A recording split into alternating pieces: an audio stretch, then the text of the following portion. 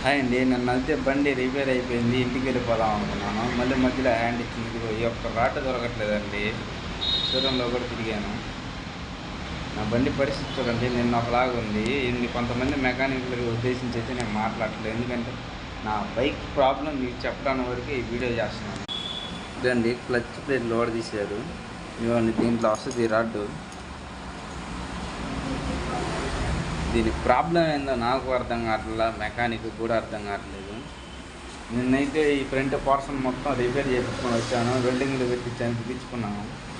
Bike అంతా ready అయిపోయింది. ఇంకో వర్క్కి వెళ్ళొచ్చులే అనుకున్నాను. మనకి బండి లేనిదే పనికి వెళ్ళలేము, వేరే వాళ్ళు బండిరు కాబట్టి. ఇప్పటికీ 3 రోజులు, రేపైతే 4 రోజులు. ఈరోజు సాయంత్రానికైనా ఇద్దాము, తీసుకెళ్దామని ఇచ్చాను. ఈరోజు సాయంత్రానికి కూడా ఇచ్చేటట్లేరు వాళ్ళు. నా బైక్ ప్రాబ్లం మీకు చెప్పాను. ఎవరైనా మెకానిక్ తెలుసుంటే